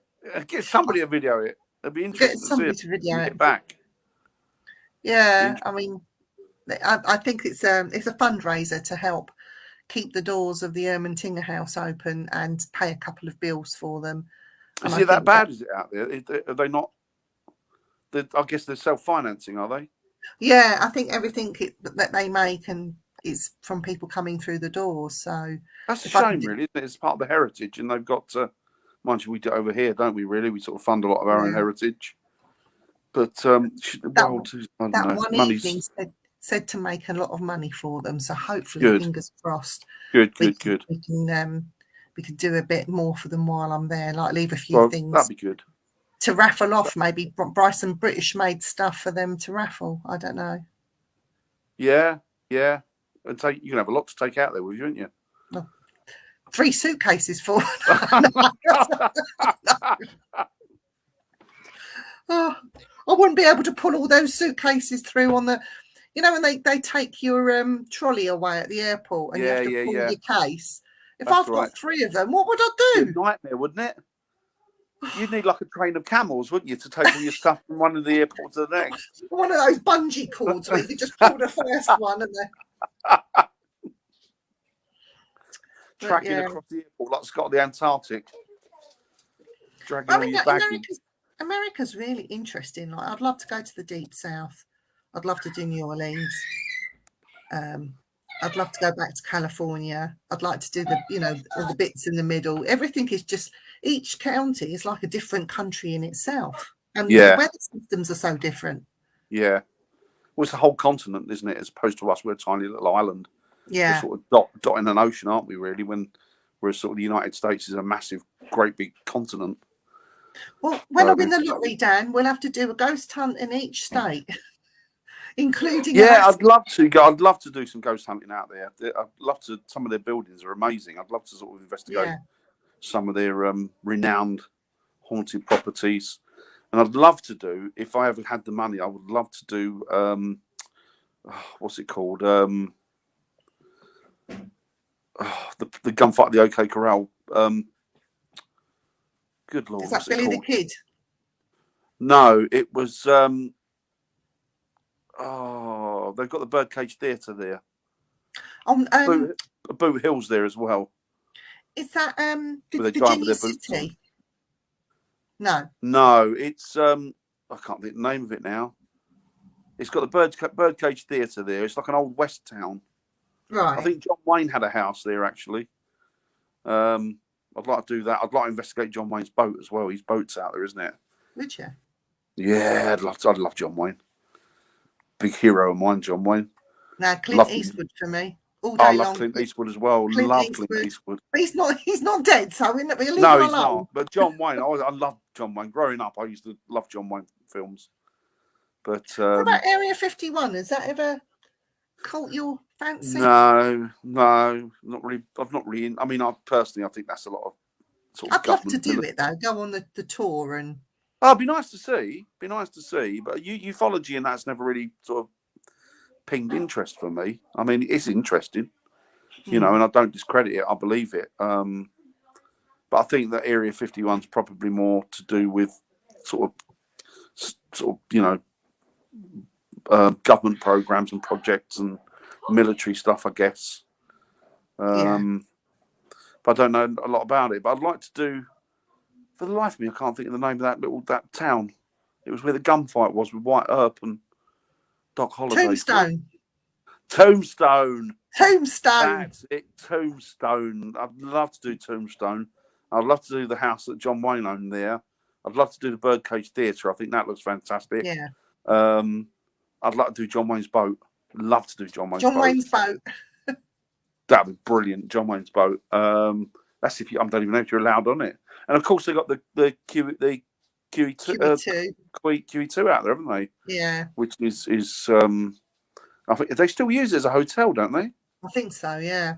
Great big hotel, wasn't it? I wouldn't want to do the QE2. I'm just thinking it bores me. I'd rather go and spend the night on Alcatraz. For me. Yeah, they used to have a medium. I can't think of the chap's name now. He's the moustache and sort of white hair, and I can't think of his name now, but he Randy. did it.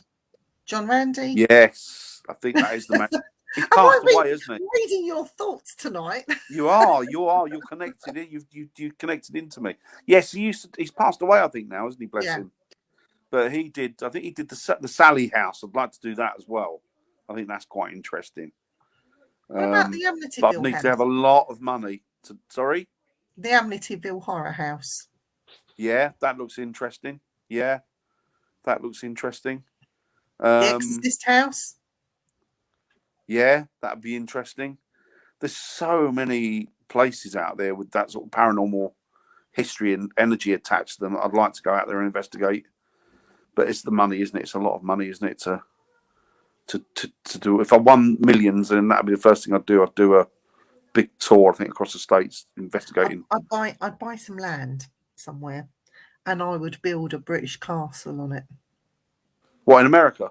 Yeah, so I'd build a castle, in the style of what we would have over here, with a moat and all the rest of it, and I'd rent it out to paranormal groups and teams. You could probably buy one. You could probably buy one over here and then take it down brick by brick or stone by stone and get it exported. Oh yes, yeah. Yes. You know what, Crystal? I was just thinking of Winchester House. Yeah, that's an interesting one. That's a very interesting building. Yeah. But there's got so many over there that are screaming out for investigations that look really. I don't know why intriguing. These other places, though, it seems like they always go to the same places, but there are other uninvestigated. Oh God, yeah. Like, it's like they've got all the Native American land and stuff and things that went on. I know they've got Gettysburg. Gettysburg would be amazing. Oh, that looks amazing, Gettysburg. Yeah, but Gettysburg's phenomenal. They've got all these other places, and I suppose they have to be careful because you wouldn't want to go on. They've got the house, haven't they, in Gettysburg, where I think the bullet went through the door and hit the woman in the abdomen and killed her. They still got the hole is still in the door. That looks, and I think that building's quite renowned for being haunted. But Gettysburg is that you often see sort of silhouettes or images of soldiers in the fields. Yeah, around there. There's one interesting recently. I saw a couple of cannons. I think the family were going there for a break, I think, and they just had the car camera going, like the what do they call it, the dash cam, and it caught by the two cannons. The soldier sort of walks around, and then he sort of circumnavigates the cannons, and then he just sort of dissipates. But he's almost like smoke. He's almost see through, but you can still make out that it's a man. That he's a man, or he's a man. But that's quite intriguing. And they hear a lot of sort of shouts and stuff there, don't they? And gunfire and cannon fire and all sorts of weird and wonderful stuff. But there's a place in New Orleans where a woman used to torture and kill her slaves up in the loft. That was... See, that one? French. Wasn't she French? I don't know. That hideous woman. I mean... I'd like to go and do sort of more over there, Didn't they feature her in American Horror Story? They did. Yeah, I They can't think of did. the woman's name. But she was an actual figure in history, nasty. though. Yes. Yeah, nasty individual. Yeah, I can't think of her name either. I'm sure she was sort of French. Oh, the one in New Orleans. Oh, Crystal, tell him me and Dan will come for a holiday. Yeah, love to. Down there. We'll meet him down there. New Orleans. Yes. My brother spent some time in New Orleans. He loved New Orleans. But I think he took what do you call it from New Orleans? Like a paddle steamer ride. Laura, that's it. How do you pronounce that, Dan? That's it. LaLaurie or LaLaurie or something, or LaLaurie. Yes, I know that's the one. That one. But New Orleans is rich in history like that, isn't it? It's sort of rich in paranormal history and voodoo and Santeria and all of that sort of stuff. Hasn't it got the underground railway there? And I think a lot of places in America, got the underground railway, haven't they? Yeah. That's an interesting story, actually. Yeah, I know. That's an interesting story. And we should never ever forget that as a people. We should never forget what happened there with the slave trade. No. And even the hurricanes, with Katrina, I don't think they even rebuilt that part of the city. It's still wasn't there a thing, a lot of paranormal activity that storm had stirred up? I don't know. I think there was. I've seen it when I was there this past spring. Oh, lucky you, Crystal. Yeah. The Underground Railway ran right through where I live. Oh, that's interesting. Yeah. But no, they've still a lot of the outskirts where the tourists don't go. It's never been built up. They've never been given the money to help rebuild. A lot of people were homeless. There's a lot of poverty there now.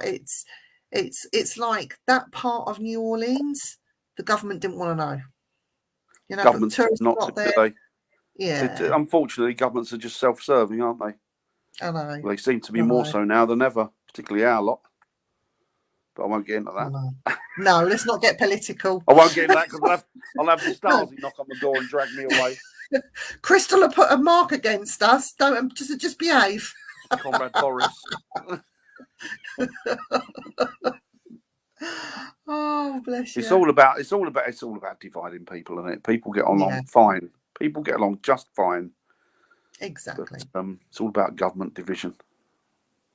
But yeah, there are so many places I'd like to go over there. I mean, there's so many places I'd like to do. And I've got family over there. You've got family over there as well, Viv, haven't you? In America? Yeah. I've got family in Florida. What's that place? They've got family in Nevada. I've got family in Texas now. I've got William in Oregon. He's not really family, but he is family. Yeah, William is like family, isn't he? You know what? Closer to home, I would love to do the Paris catacombs at some point, Dan. So that'd be interesting. That'd be interesting. I don't think we could go live from there, but maybe we could. I don't even know. You wouldn't get reception, would you? No, we'd do a film. Hopefully, we come back. That was a bit like the Paris catacombs, Fifth Corner. To be fair with you, all the body parts were in there, all the torsos hanging up, and God knows what. With all this stuff going on with Brexit and the fishermen, I don't know if they'd let us out of. I think they've settled it now. I think they've settled it now. I think they Boris Johnson and Macron played conkers. I think. Well, we got the Things family in Indiana. Excellent. In Indiana. I'd like to go there because it's Indiana where James Dean hailed from, didn't he? He was from. Did he come from Gary, Indiana? Can't remember. Was it Gary, Indiana? He came from. But it was Indiana. I'd love to go to James Dean's town because I was obsessed with him growing up as a kid as well. All I know that Boris Karloff was a Londoner. Boris Karloff went to the same school as me, not at the same time. But he went to You're old. George Spicer's over in Enfield. He went there. He's an Enfield man, Boris Karloff. And then he sort of emigrated to the States, and the rest is history. Yeah. But yeah, there's so many places in this world. I mean, I'd like to go to the Middle East as well, but the only thing that makes me nervous about the Middle East is jinns. Well, oh, I don't want any dealings with them. Thank you very much. Shall I tell them? I put up on Facebook a memory link of doing some filming at Virgin Radio. We went over to the studios in London. Oh, that's right. Yeah, they had provided like camera crew and all the rest of it. Go and do this thing with the presenters. Now, they had a freelance sound man, and he was from the Middle East, and he was lovely. So me and him, I don't know, because we were the two outsiders, we were sort of getting on quite well, and we're chatting in breaks and things. And he was telling me that when he was out in where was he? Saudi Arabia. He said they'd him and his friends had hired these like quad bikes, and they were going up and down the sand dunes out there just enjoying Oh them. yeah, it's interesting this. Yeah, He'd got a bit further out where there was no, like the city or the town was you can see the lights in the distance, but it was far enough but not too far away. So anyway, he said in the distance they saw a man, with his turban and the rope thing. He had beard and he had the long white like dress thing on, and he was running. In the distance, he was running. He said, and him and his mate stopped, and they sort of looked at this man, and they were laughing at him. And then he realised that the man was running faster than any human being could physically run, and he was making ground and coming towards them. So we thought, and in that heat as well, what human could run in that heat? He said, because it was like getting dark, so the temperature drops a little bit. But yeah. He said, I looked at my friend and he said, that's jinn. No way could that human being run like that. And he went, you think that's jinn? He said, I'm telling you, that's jinn. With that, he said they switched on the engines and bombed it back to I think I would have.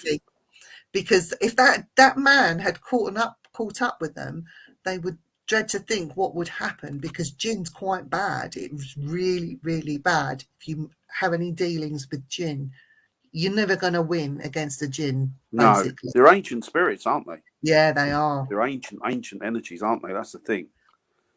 But there's it's he came from around Marion. That was it, Marion. What did I say Gary for? Marion, Indiana. That's really? Oh, that's Gary, Indiana is where obsessed with him as a kid. Zach Bagans bought that house and then knocked it down. Oh, what, the Hell House, wasn't it?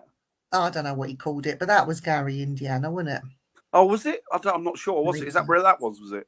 Yeah. Where him and Nick Groff had a big argument, and then Nick Groff got the ump and left Ghost Adventures. That's all right, I shouldn't laugh. They're terrible.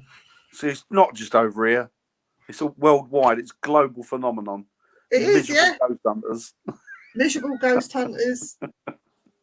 Not all of them are miserable, though. I've met we're lucky, aren't we? Most of them are. Well, the thing I've noticed as well over the last year, maybe probably 2 years since we've all been sort of locked indoors and what have you, is that the nice ones tend to gravitate off together, and they're on the external circuit. They're outside the main hub now, aren't they? Yeah. All the nice, decent ones. But the horrible ones, horrible ghost hunters over here, will gravitate, become a nucleus, become a vile nucleus, like a blackhead that needs popping.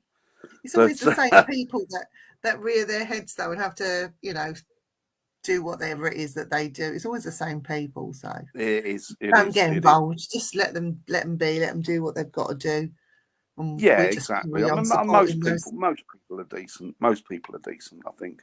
Irrespective of where you come from on the planet, most people are decent. Just, you do get an element that are not particularly flavoursome or nice, but mostly they're all right.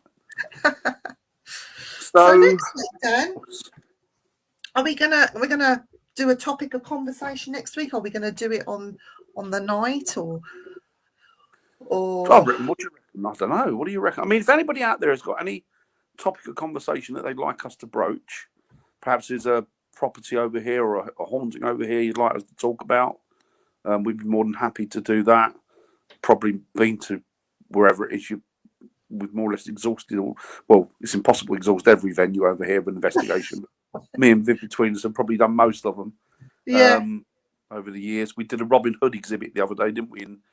That was funny. Do you want to tell them about that, Dan? We turned up, and the guy was.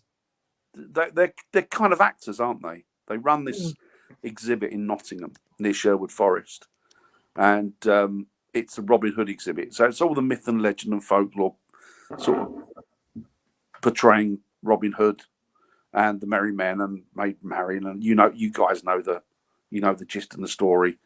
And we turned up, and we were given this sort of idea that this building was. Hiya, Scott. We were given this idea. Oh, look at that! He says, "Hey, what is that?" That looks like a gargoyle, massive gargoyle. Fantastic. That's beautiful, isn't it? It's amazing, isn't it? That looks like it belongs in France. Oh, that's very cool, Scott. Yeah, it looks like it's off the Notre Dame, doesn't it? The bells. Sorry, Scott. What was I saying, Viv? I got carried away there. Then I was looking at the. What was I saying? I forgot what I was saying. Robin Hood. Yeah, that's so we turned up, and there was all this paranormal activity that was supposedly meant to go on there, and there was children on the stairs. There was knocking, footsteps going up and down the stairs. One of the rooms was particularly, which actually we found out after it was probably haunted. But a lot of it we called out for what it was, didn't we? And we said that. Oh, is that from Waverley Hills? Oh, wow! What's that doing at Waverley Hills? That's cool, isn't it? That's really cool. I'd love that in my garden. I would as well. That garden would be cool, wouldn't it? I've got to keep my train of thoughts gone. What? Robin Hood. Robin Hood, yes. So he said there was lots and lots of activity there, and we eventually, throughout the course of the night, I hate the word debunked, but we did sort of debunk most of it, didn't we? And we didn't really. It was only when we came away from there, wasn't it? And we reviewed the footage. Actually, it was your Andy that saw the rope moving, didn't he? The rope was moving in the room. The room was unseasonably cold, wasn't it? It was. It was freezing in that room. Now the rest of the building was really warm and hot and welcoming, but that one room was almost see your breath in front of you, couldn't you? It was that cold, and that was the one with the he'd set up an experiment, hadn't he? A paranormal experiment with. He kind of replicated the Shroud of Turin, hadn't he? Yeah. And he put some nails there to represent the crucifixion, all sorts of things. And they weren't happy with that, were they? They made the thing light up. They made the piece of equipment light up, telling us that they weren't happy with it. They were trying to get me to steal that car. I must. You know what, Crystal? I would steal your Mustang. I love Mustang cars. Your Mustang would be going along the road like that, wouldn't it? Yeah. Just two wheels on the back. I can imagine that. That is next very time cool. You go there, pickup truck. Make sure you get your pickup truck. That'd look cool on the bonnet of the Mustang, wouldn't it? That massive great gargoyle on the bonnet of the Mustang. Just stick like one of those naked ladies on the front of the Rolls Royces. Sorry. So yeah, we called it all out, but we for some reason we got into a laughing.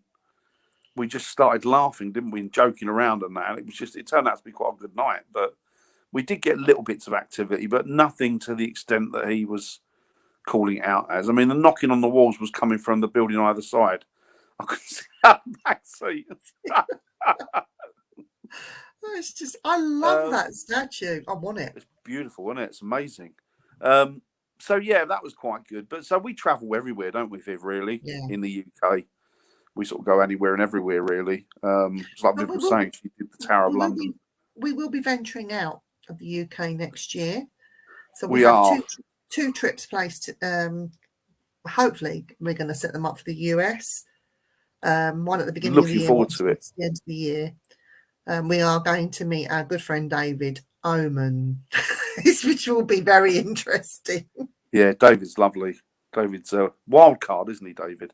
He is. I love him. Well, you come and stay with us, Scott. You're more than welcome. Yeah, come over here. Stay, Scott, and you, come Crystal. Stay with us. You're more than welcome. No problem. Got plenty of bedrooms in this house. Yeah, same here. We'll take you out to some amazing places.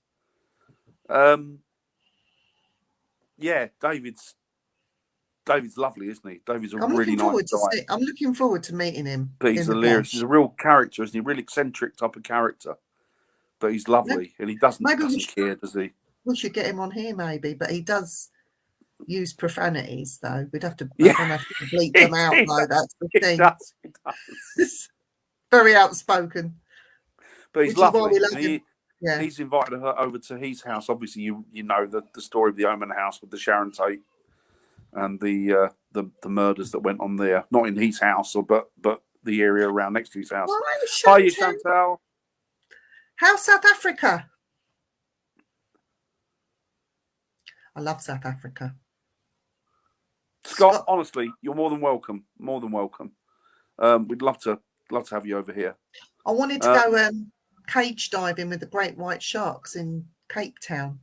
I think I'm getting too old for all of that. Rather now, you than me. It'd be good fun. I'll be all right because apparently they're on a low-fat diet. You can come over and stay with me, Crystal. Crystal, you're more than welcome. Honestly, you ever come over, you got somewhere to stay. You can stay with us. It's not a problem. Not a problem at all. We'll drag you all out. Don't bring Howard. I know about his toilet jokes. I've seen them. Leave him there. So yeah, we're nearing the end of the show, guys. So we are. So it's been a lovely first show. Yes, very enjoyable, very relaxed. Normally our other show, we're mad as March Hears in that, but and it gets a little bit rowdy. Yeah, we're being good. A little bit rowdy. Our very first one, we're being very good. But we'll see about getting some guests on at some point. Maybe we might even get some of the other show hosts. Maybe we might get one or two to come on with us and have a chat. Be nice to get Nick on. Nick Muley. Be nice to get Nick on. The sharks prefer their meat raw, not cooked. I know you got to miss the sardine run, haven't you? It's quite serious, that sardine run thing. I've seen what goes on there, but yeah, I'd love to get over to South Africa. See, I'm not built for heat. I've never been designed for heat. Yeah, we'll go a little rowdy too. Get over here, Scott. We'll all go rowdy together, mate. We'll all go rowdy together. Scott, Crystal, me. Yeah. We may or may not like get Howard over. And Tim with his big gun. Tim. Yes. Oh, thank you. You come over as well, Tim. Yeah, but leave your gun behind. No, bring your gun with you. Fine. Don't tell him that. Yeah, he's lovely. Nick's a lovely guy. He's he's a nice really guy. Nice man. He's the reason. Actually, Nick is the reason why we are on the Things Network. So yes, it's all down to Nick. So it's his fault. So it's all down to Nick. It's his fault. Yeah. No, Nick's lovely. Nick's lovely. Excellent, Scott. Well, make sure you come over here. Definitely come over here. You can stay with us. You're more than welcome. We have lots of fun on our investigations, Viv, don't we? We'll drag everybody out onto investigations. Yeah, it's good fun. So next week we'll be on at 7 next week on the Things Network on a Tuesday. Excellent. Yeah, we call it the Spooky Show, but there's nothing simply spooky about us. We're just a bit simple. And very. My wife often refers to me, and she looks at me sometimes and says, "Are you a bit simple?" And then she answers her own question. She goes, "Yeah, you are a bit simple," and I can't argue. Which is why we're called Simply Spooky, because we are simply spooky, spooky. So if you want to get in contact with us, you can through the Things Network page. You can just send a message. Somebody there will pick up a message and get back to you if it's not us. And also, if you are being bullied, seriously, and you have no one to reach out to, you can reach out to myself or Dan or the Things Network page. There is always definitely. That you can Don't speak. sit there in silence and suffer. We're here. We'll get you through it. Yeah. There's always somebody that you can reach out to. So either somebody at Things or to me and Dan. Don't Yeah. be shy. Just reach out. No, and don't be embarrassed because I've been through it myself over the years, as has Viv. So Yeah. don't worry about it. It's fine. Just know that the people that are doing it are not really worth worrying about. No. It's as my old mum used to say. It says more about them than it ever does about you. So don't worry about them. Yeah. And if we So can help, thanks. just be in here. We're there. Exactly. So thanks very much, guys. It's been lovely being on here this evening. Can't wait to get back next week and have some more chats with you. And remember, if there's anything you want to ask us, if there's anything you want to put forward or propose as a talk, we're more than happy to have a chat about it. The more subjects, the better. And hopefully at some point, one or two of you might come on and join us. Yeah. So, yeah. So thank you very, very much, everybody. It's been a pleasure speaking to you all this evening. And you know what? Whatever you do it safely. Keep yourself safe. Don't put yourself at risk or in danger. No. And we hope that we'll see you all next week. We'll be here at 7:00. Take care, everyone, and thank you for joining us. Yeah, and remember, the world will be a poorer place without you. So be careful, everybody. And God bless. Thanks very much, guys. Take it easy.